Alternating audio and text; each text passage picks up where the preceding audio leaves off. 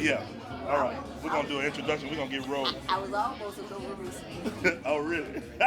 Hey, how's everybody doing? Thanks for coming. First stereo session of the year. So we appreciate y'all being here. I'm Robbie Grant, Executive Director of WYXR. We've got some seats up front. Peter's got a whole row to himself. You can come join him on either side here in the second row. And these are not reserved. None of these are reserved. So feel free to, if you're in the back, these are comfy seats up here. You up here by yourself. You up here by yourself. Really excited about tonight. You up here by yourself. And I'll do that in a second. But I want to thank our sponsors. Memphis Presents. A big thanks to iBank for making all this happen. We truly couldn't do this series without them. So thanks to them. And of course, the Memphis List. Yes, let's give them a round of applause. Thanks for sponsors. It's a big deal. It's a big deal. And then a big thanks to Memphis Listening Lab. Chad, raise your hand back there. Chad's back there in the back. If you have any questions about the Listening Lab, you can ask him. They've got, Chad's running it, but we've got the record, we're calling it, what are we calling it? The record fun fair for all. At the end of May. That's going to be Friday, Saturday, and Sunday, but Saturday's the main day, right? Where we'll have records all down here at the last weekend in May, so make sure you come check that out. And tomorrow night they have a really interesting program here. Matt Ross Spang, whose recording studio's on the other side of the wall right here, he's going to be in here for a Q&A with Greg Cartwright. So Greg will be asking him about recording. So that's not a WYXR event, an MLL event, but it's a recommended pick. Thanks to staff, JB, Liv, Mary, thanks for everything. Thanks to all of our volunteers that have come out and helped us tonight. We really, really appreciate you. And if you're new to these, we do these once a month, second Wednesday of the month. We've got an exciting list coming up, so just check out our website for that. And our pledge drive is next week. It starts on Saturday, so you can donate anytime, WYXR.org. All donations this week count for the pledge drive too. We like to do that a little bit early. But if you tune in, there's a lot of fun, and we have a blast. We got a lot of great music all throughout the week. A lot of our DJs pair up, and for the first time ever, we're doing a live broadcast on the last day from Porch Fest. So that'll be around 11 o'clock. So we're gonna see how that goes. So, but I think I'm gonna just turn it over to the architect of the stereo sessions, the co-founder of WYXR, program manager Jared J.B. Boyd. Y'all give it up.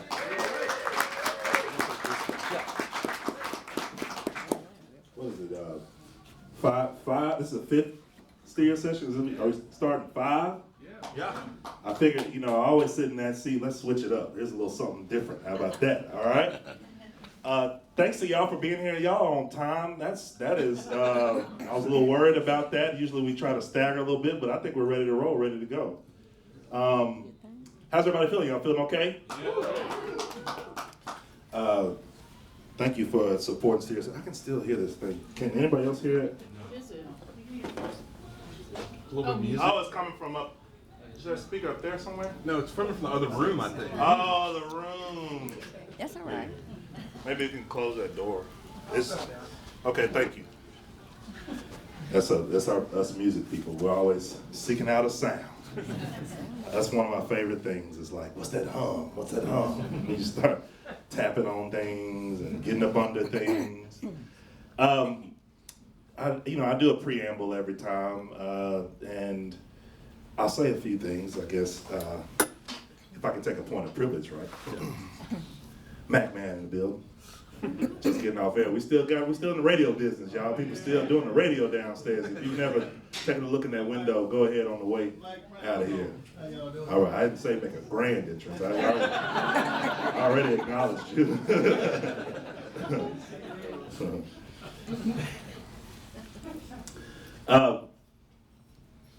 I think that we've done something for Royal Studios every season, or close to every season. And this time it was difficult for me to find something that wasn't really treading ground that we've already been on before. Unless I started doing some Ace Cannon or some Bill Black's combo, or just really go far back, which, spoiler alert, I'm probably not ever. But I love the productions of Willie Mitchell. I love finding records that Willie Mitchell had a hand in that people don't typically think about. And this is definitely an era of his production, of his life, of his history, of his studio that isn't talked about very often. And, just to let you in on how we decide these records each time, I think that it's a bit of a travesty when you talk about long playing records, LPs. There was already a steep transition in the 60s for artists in this region, for black artists, to be able to record an entire record that's meant to be an entire record that's meant to be listened to. You think of people say, well, when are we gonna do Carl Thomas? When are we gonna do Sam and Dave? It's like, well, a lot of those records were just singles that, they get enough singles that were popular and then they throw some more songs together, they put out a record. It's not like Hot Buttered Soul. That was meant to be a record. That's sort of the North Star of what this series was born on. Eggleston Works did a listening event with Stax Museum in the green room before the station was a thing, that we all listened to How About It Soul. So I don't know if I've ever said that in any other form, but that was sort of where I thought, okay, I want to do more of that. So this series is built on, okay, how many other records out there like Hot Buttered Soul will be worth getting everyone in this room to listen to? And every year, it's even more of a travesty that I can't find records of that ilk that feature women. So every time, if I can get a woman in this context, in this city, and tell those stories, I will try my damnedest. And even, Liv and I, we have a thing where, we are snarky to each other, and it kind of goes too far sometimes. But she said, there better be women in studio sessions this year. And I'm like, I always think of women first, and so it's just got to be a thing. If I were, being a nice guy, I could just say, yes, of course, the very first one is a woman, and I thought about that, but I buried the lead. I was like, yes, of course there are women. And so, Liv, this is the woman that we're doing this time. And I don't know, because I still had never just said, this is what we're doing. I just buried the lead. So, for all of y'all, those are all the reasons that this record is in my hand right now. And another woman who I really want to make sure that I pay tribute to tonight, because I would love for her to be here, is Miss Leroy Mitchell, who just recently passed away. So I want to make sure that before we jump into this, have a moment of silence for the sister of our guest and another very important piece of the royal legacy family, royal family legacy. So.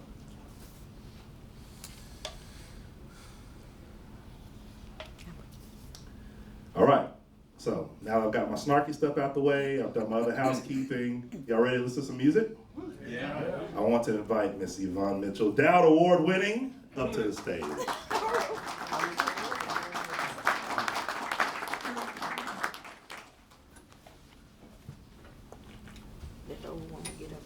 You got it? Yeah, I got it. All right. How you feeling? I feel fine. Can y'all hear? We might have to pump the mics a little bit. Where can you hear me now? Oh, that's it. There we in there. I could say what I really want to say.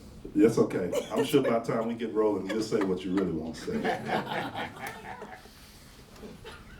So, for those who've never had the pleasure of meeting Miss Yvonne Mitchell, who are you to Royal Studios in this legacy?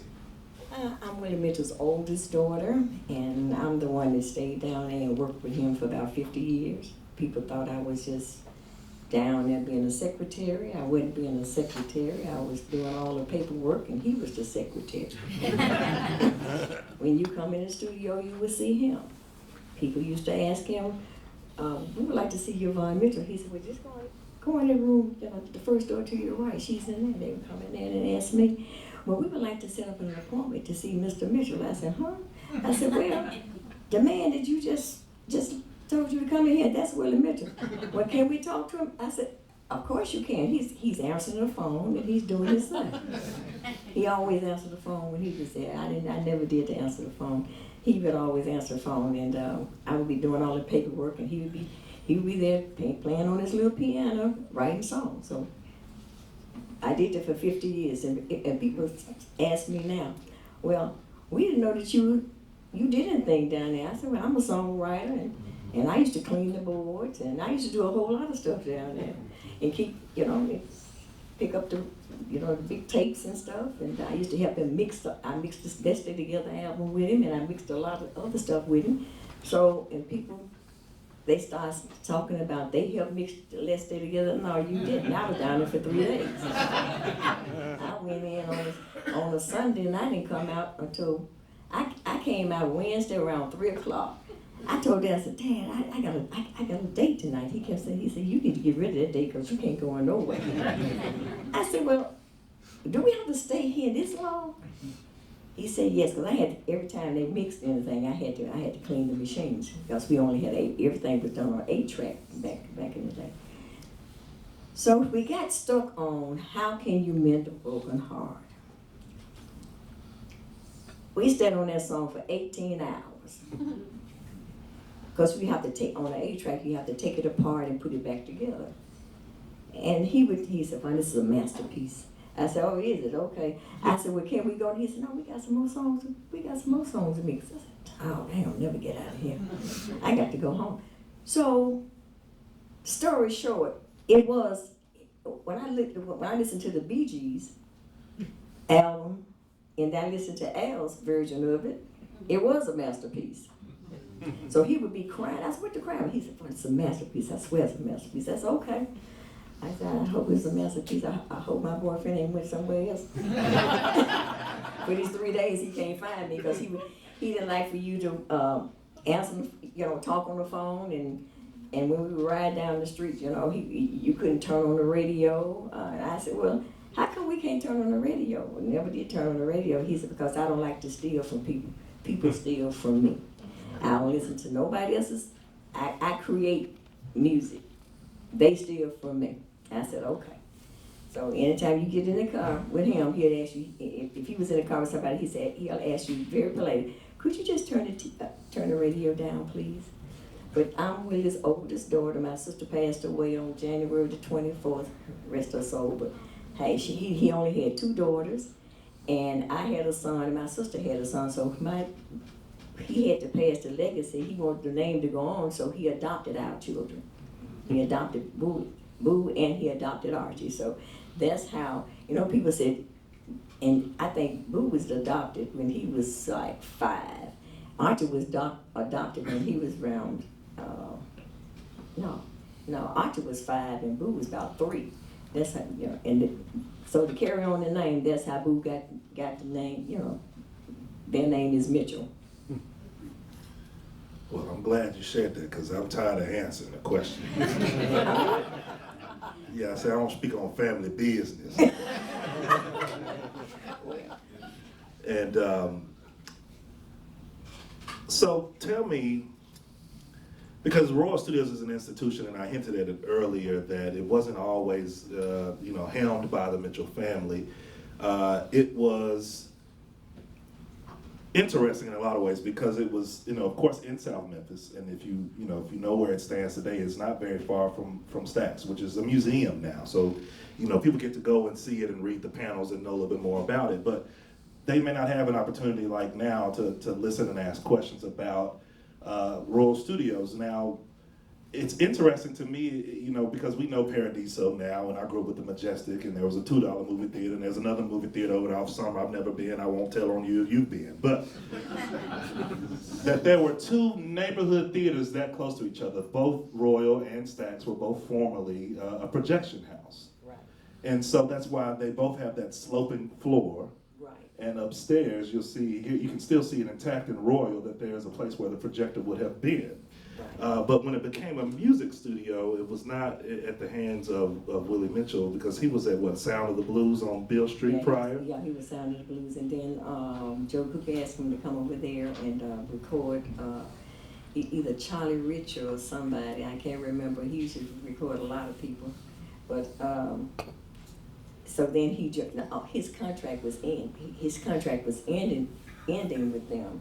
And then Joe Coogie got him to come over there with him. So when you say Joe Coogie, for those who may not be privy, because this is deep Memphis music history and lore. I mean, this is kind of the big bang of,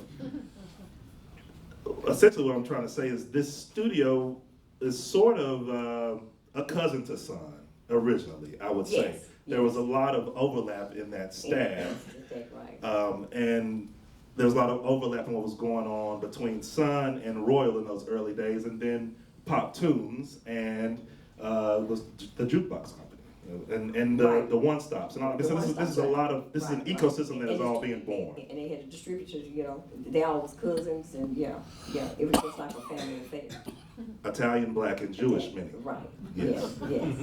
So this is all sort of a cross-pollination that, I mean, it's still going on today because you're still here and I'm still here. My cousin's Andrew Love, and there's people who are, have all sorts of connections to this very big bang of Memphis music where, again, Black, Italian, and Jewish people in the South are all getting on the same page and saying that there needs to be more than one studio to cut all this music. There needs to be jukeboxes. There needs to be a chart to let people know which songs are doing well. There needs to be a distributor to get on a truck and to get these records out to different places. There need to be people who can shop these records up and down Mississippi into the Delta to say every juke joint needs to be playing Memphis music, Black or white or whichever the case might be. And Royal Studios changed his hands at some point. Well, Joe Coogie passed away, and I remember somebody calling him. I think it was Nick Patient called him. Who was the attorney? He was part of a Royal at the time, and he told Daddy that the lawyers needed to see him, and Daddy said, "What did he see me for?" Because he was on his way to New Orleans and he had a heart attack and died on the plane. Oh my goodness. So on the way back. So Joe had made Daddy one of the, like one of the presidents or something, gave him a little title and that, but he knew that the studio could not go on without him. So anyway, so they had another studio on 2nd Street. And then they had bought 100 acres of land out there in South Haven. So Daddy said, "Okay, Vaughn, let's go and we're gonna look at this land." So he took us to look at this land. We go looking at this land, and I said, "Well, ain't nothing out here for some fields, so what are we looking at?" He said, "Vaughn," he said, "we own part of this land out here." I said, "Oh, we do." I said, "What y'all gonna do with it?" Y'all gonna farm on it? He said, "Well," he said, "I just want you to look at it." He said, "Because I don't know anything about farming and I don't know anything about building." He said, "The only thing I know about is how to record." So he went back and he said, "What you think I do?" He said, he said, "Would you like to own the studio or the land?" I said, "The studio? You don't know a damn thing about no land." "But you know about some land." So they made a deal where he gave up his part of the land and for the studio. So he probably, hey, I guess they built all those houses and stuff out there, you know what I'm saying? So we still in the record business. It's only 5 studios still standing in the world, and we the only one in the United States that's still standing. And we never closed our doors since we opened it up. We're the only Black-owned and the only family-owned studio. So when he passed away, I said, "Okay, boo, what we're gonna have to do is we're gonna have to figure out how we're gonna keep this damn studio open." I said, "Cause ain't nobody calling to see us. People still calling me, asking me about Willie Mitchell as of today." So I said, "Okay, so what we gonna do?" I said, "So what I'm going to do is when we get a big client in here, cause people come to the studio. They don't come for they come for the sound. The sloping of the studio, it took my father 5 years to get the sound, and you can't get that sound anywhere. If you record anything in that studio, you got to come back and finish it in there. If you think I'm crazy, ask Uptown Funk was one of the projects. They went all over the world trying to figure out how they was gonna do it, and 95% of it was cut over there. Nobody even knew that they was in town. John Mayer for Continuum. John Mayer. Yeah, a whole lot of Boss Gag. Boss been there 100 times. Keith Richards. Oh God, I can name a whole lot of Joe Cocker. Argentina. Oh, Argentina for about 15 years. We did a whole lot of stuff for them. Because as a matter of fact, we did Ike's last, we did a couple of albums on him before he passed away. When he had him a new tenor, told me, Vaughn, I got me a new tenor. I said, I don't see what she with you for. I said, so he had him another tenor. I said, how many damn tenors have you had? He said, this is my third one. I said, well, hell, I hope you don't go for no fourth one. But Tina was a good friend of my mother, so we used to visit her in L.A. And Mama told me, she said, you need to get you a skillet and just kick his ass. But one good time, and he would stop fighting. But Ike would, the only reason why Ike was so mean, Ike was a very, very, very. He would be on the cocaine and stuff and drugs and stuff, and he'd just be crazy. As a matter of fact, I'm gonna tell y'all a little story. Have you seen What Love Forgot to Do? Yes. Okay. Did you see the part where they was at this nightclub and she had pneumonia? You remember that? Yeah. And she left? Guess where that was? It was at the Paradise right here in Memphis, Tennessee. I'm gonna tell you who was on the show. Ann Peoples, Al Green, and Ike and Tina. Tina, I was dating a doctor at that particular time, and Tina was so sick she had double pneumonia. So he had to give her a shot, and he told her, you need to go, as soon as you leave. And she did a fabulous show. I mean, she got down. She was sweating and stuff, and she was so sick, but she did a good show at this always happened at the Paradise. So, hey, it is what it is. You mentioned all the people who have come to Memphis seeking this sound, and I think that's a great entree into this record, because High Records had changed hands or changed distributors at least a couple times during the reign of hits. Al Green first and foremost, and Peoples, and the other favorites that we have: Syl Johnson, Otis Clay, O.V. Wright. And in the 80s, your father had WYXR Records, but in the middle, he was working as an executive and an A&R at Bearsville with Al Grossman. Mm-hmm. So the personnel on this record, and this was something that I maybe realized too late, is that Leroy Hodges plays on it. He's the bass player of the legendary High Rhythm section. Right. Mm-hmm. And the Memphis Horns play, which just doesn't stand out to me at all as strange. Erma Shaw, who had recorded for High Records at a certain point in time, was there. But a lot of these other names are less familiar to me. Gene Chrisman, Jack Holder, Paul Butterfield. I mean, I'm familiar with them from other records, but not working in that studio. Tell me about this transition period, because it's before a lot of synthesized work came out of the studio, but it's after the proper High Rhythm section's involvement. What was sort of the retooling after High Records is no longer in control of your father and Royal Studios, and what brought on his affiliation with Al Grossman and Bearsville Records? Well, back in the day, they changed. High Records was just we were distributed by London Records out of New York. And WYXR was our, that was after Bearsville, but, disco was coming up and everything else was coming up, and, the music was just changing. And people weren't looking for the studio. But the blues, you're going to always have some blues. Always, I don't care where you go, blues is the foundation of all the music. So, Dad was known all over the world, so a lot of people would come and ask him to do different projects and stuff, and Albert, and she actually wanted to come to Memphis because she wanted to record in the studio. And Paul Butterfield was her boyfriend. They dated for, as a matter of fact, they actually lived here for about 5 or 6 months after we finished that album. He got really, really sick, so they had to put him in the hospital for about 3 months here in Memphis. He was here. And then I think in 1987, he died of a drug overdose. But Paul used to work for Muddy Water, so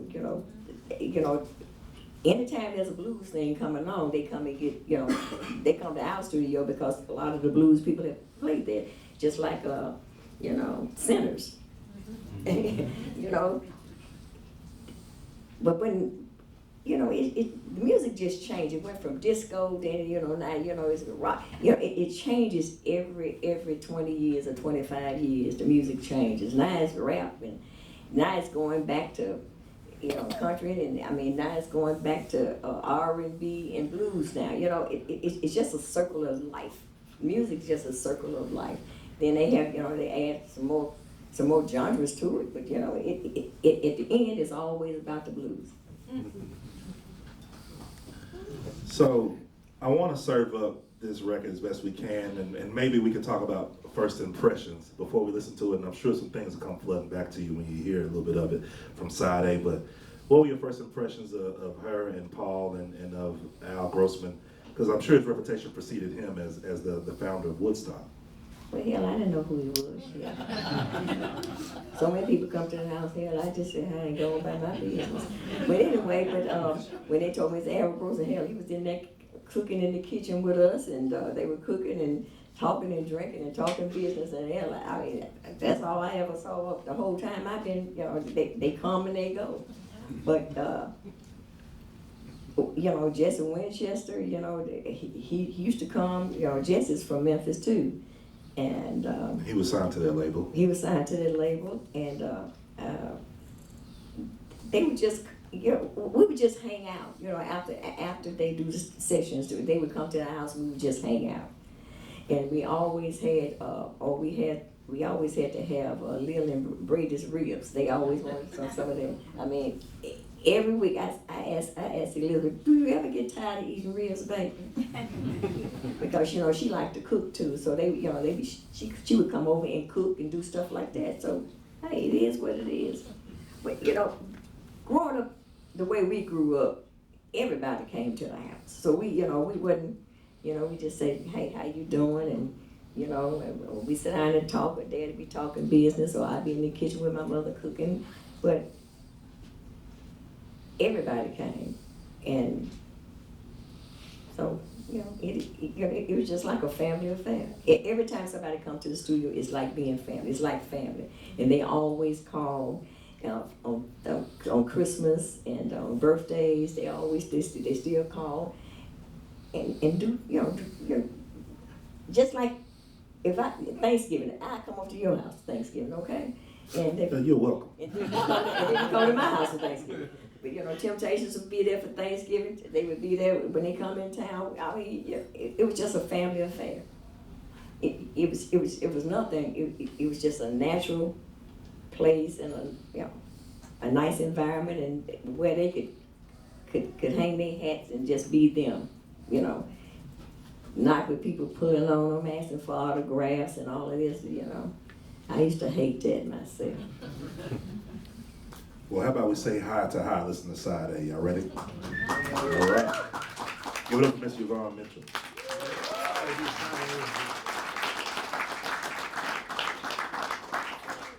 Yeah, that's one. Yeah, thank you. If you have side A, you can stay seated. If you have side B, you can go inside this smaller, more intimate, amazing showcase room. That's okay. Thank you so much for our community, our committee there back there. Yeah, so if you have the card that says B, go in that smaller room. Is Chad? I'm so sorry. You got some water? We'll play side A and B. Is that one going here? Okay. Oh, they gonna come back and ask me some questions. Well, after we listen to side A, then we'll reconvene and we'll talk.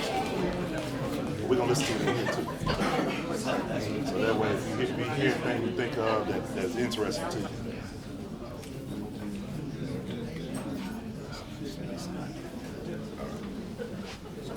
Take your chair.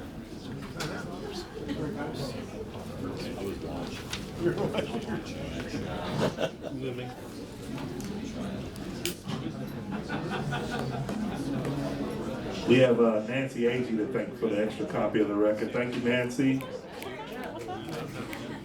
Host of Mem on the Cover, one of our most tenured DJs on the station.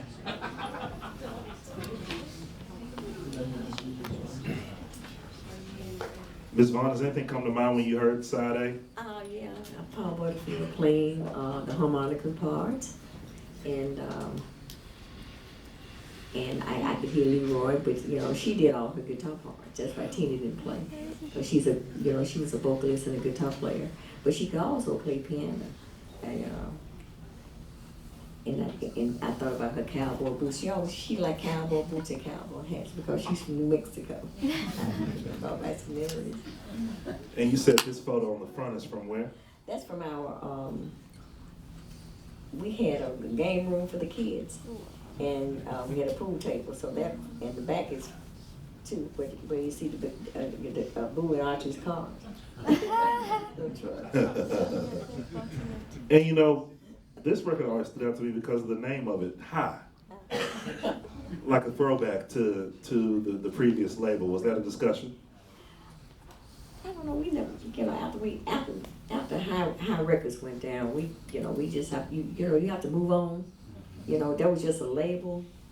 The Royal has always stood there because it was Royal Studios, and High was just a label like Waylo and Bearsville and everybody. You be distributed by different companies, but just what happened, High was the biggest one because Al Green and Ann Peoples and all the rest of them was on there at that particular time. And we would, High was on records with the Rolling Stones. I mean, they were distributed by London Records, Engelbert Humperdinck, what's New Pussycat, what's his name? Him too. Tom Jones, and a lot of them, and we were all on the same label at the same time. So that was just a label. And the guy that owned the label, he was from London. And he came to the house one time too. And I didn't know we were supposed to call him Duke, otherwise just Well, another music note, we have current member of the High Rhythm section in here. Lena, you were strumming along, doing some air guitar. What thoughts come to mind when you listen to this particular record and the legacy? And like I mentioned, this thing is still going on.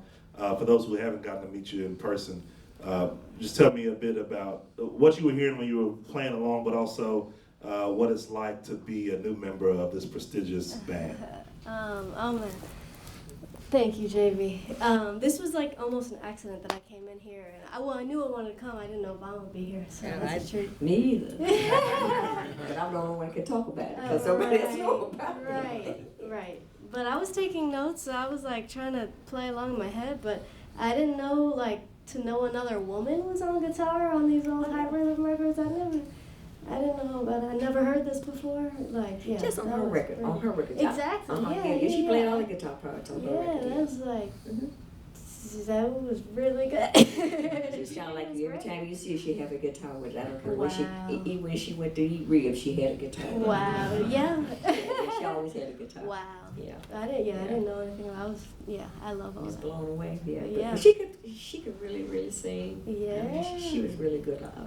She was a young girl. She was young at that time, and she still lives in New Mexico today. Wow.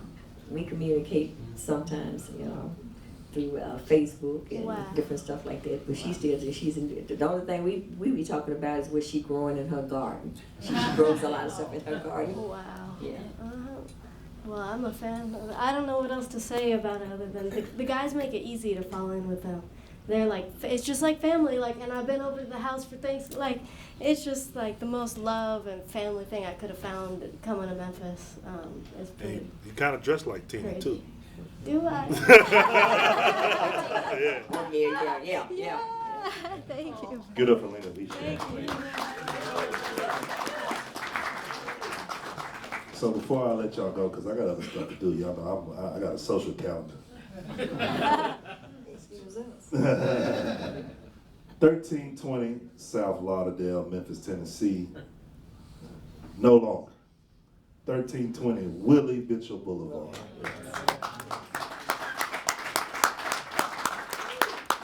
I know there was a contest winner in here that got to go and check out the studio.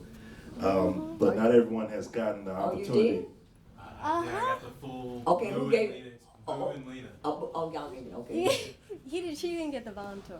No. I got the Next best. time. I got the best tour. I got the tour where they supposed to stay for 2 and 3 hours. I said I got to go home. You didn't get the food. That's right. Yeah, well, well, we cooked the food. When we started off, cooking the food was something that I threw in there. I said, hey, we got to make. But the most important thing about the food was the pound cake. I've been in so many magazines talking about the damn lemon pound cake. Forbes magazines, Bon Appetit, Rolling Stone, they always, I don't care what they eat, they still talk about the damn pound cake. Well, I remember a time where I was an intern at Commercial Appeal, and I called up there and said, hey, I see Big Crit has come through and Drake has come through, and I was wondering, could I get a tour? And I said, they don't do tours. Well, that's not true. I'm going somewhere with it. Okay. And then I came back and said, I'm doing a story on Wu-Tang Clan and Bill Street Music Fest and Memphis. Can I come through? And Boo said, yeah, I think you maybe could come through. And that was the first time we sat down and we, I just started, I came in like a record nerd, just rattling off stuff. Who is this and who is that? And I won't repeat some of the stuff you said about some people. Don't. But I remember once I finally started to kind of get some name under me and I started to come back and Boo said, you know what, you make yourself at home, man. You the family here, man. Well, the only thing about when you come to either our houses or the studio, you're always family. If you walk in that door, you are family. And you can always come back. Well, I was gonna say I'll fast forward to when I really started to get kind of uppity, and I know one time Boo put me out. Well, he probably had a session. Yeah, he had a session. He said he sent me an emoji with a clock on it. I said, I don't know what that means. Time to go. Well, the only thing about that is time is money, Yeah. So all that to say, just recently, Boo had me by the studio. He said, man, I got something to do, man. You just hold it down. And he left me there by myself. And I thought, wow, I've come a long way. I said, maybe I can stretch out. Maybe I am family. Maybe I am at home. And I thought to myself, man, this is amazing. This is so important. It was nothing to him, but it was so important to me. It's to be a young man, to like all of this music and go through all these old records, it's amazing to me. Yeah. It's really amazing, because I couldn't do it. Well, I say all that to say when I was sitting there by myself and wasn't nothing going on, wasn't no Christmas party, wasn't no boiler room, wasn't no Fraser Boy, wasn't no Lil White, wasn't no beans, greens, potatoes, tomatoes, wasn't nothing going on other than just me sitting there. It was kind of spooky. So can you tell me, when you're alone in there, because I never thought about what would it be like to be alone in there. When you're alone in there, what do you hear? Well, when I'm alone in there, now, I can just see Daddy hitting on the damn drum, trying to tune the room up. I feel a little draft every now and then, and I say, oh no, don't come back now. Seriously, but I think there's a couple of ghosts in there. I'm not kidding. When you're in there, because it's been there so long, and then when you get, if you get worried about something and you go down there, hell, it's all gone. He said, hell, think about it tomorrow. Because, today's the day, and think about it tomorrow. He was the type person where he didn't get upset. He didn't scream and holler. He didn't do nothing. My mama did all that, but he didn't do any of that. He was just as calm and cool and collective, And if you come in the studio, you open the door, you will see him, not me, him. Everybody, and the little children would come. He took care of the whole neighborhood. I be writing check. If I write a check, I just lay me her rent page. That's okay. This kid is going to school, so give him some money so he can go to college. That's okay. This one needs some wine. That's okay. I'm gonna tell you a little story about when Martin Luther King got killed here, and they had a curfew. I think it happened on a Thursday. I'm not mistaken, because my mother and I was on our way to see my brother at Fort Campbell, Kentucky, because they was getting ready to ship him out to Vietnam, who is with Archie Turner, who is one high rhythm now. And that's when I got to go to, he had to go to Arkansas because he played a lot, you know, he was a musician on the road. He played a lot of colleges and stuff, you know, proms and different stuff. And he said, I don't know what I'm gonna do. They burning down all the buildings, and he said, all these tanks and stuff. He said, what I'm gonna do? So he said, I know what I'm gonna do. He went and got 2 cases of wine, got 2 winos, and told them, listen, I'm gonna leave my door open. Y'all can go in and stay in, and just don't let nobody come in here and burn down my place. And they did not burn down his place, and when he got back, it was about 15 of them sitting there. That really, I swear, didn't nobody steal nothing? Nobody they said, okay, here's another, I'm gonna get y'all another case of wine. So they had 3 cases of wine. I think he was gone for about 2 or 3 days. He left on that Friday morning, he got back that Sunday evening, but they kept it down, honey. They didn't let nobody burn it. Did nobody burn the studio down, and did nobody take nothing. Because he would always get the winos around there to come and clean up, you know, we need some money for some wine. That's okay. He said, I can relate to your Jones. He said, so clean up the yard for him, just pick up these 2 pieces of paper here, and he would give him some money. But he took care of the neighborhood. I remember when he passed away, and we had his wake, and a little boy, he came back, the 2 little boys came and said, Miss Smith, we sure gonna miss you.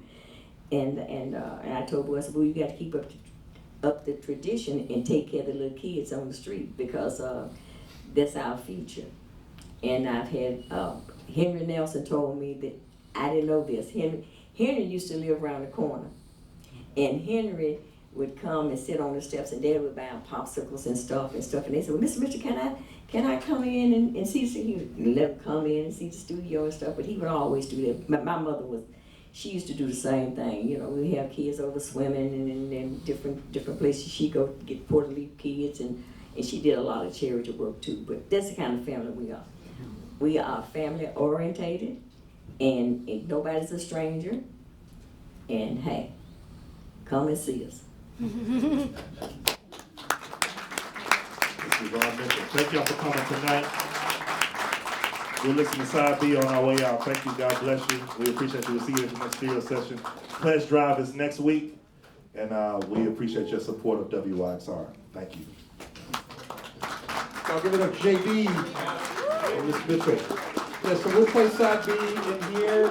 So if you want to listen to it kind of in that setting, we'll close the door. We'll also play it out here. We'll probably some talking. So we'll preference to the people that had side B, but there should be plenty of room in there. And thanks for coming. Give yourselves a round of applause for our stereo session. Thank you guys for coming. You see the old lady? Give it up to Jimmy Mitchell as well, y'all. That's actually me in Vietnam. You said he. Oh, Yeah. you was in Vietnam. Oh, I'm in wait, you were in Vietnam with Archer, yeah. What? Right there. Were you there here when he was in AWOL? No. Because he was AWOL. We was in the hospital here together. Because, you know, we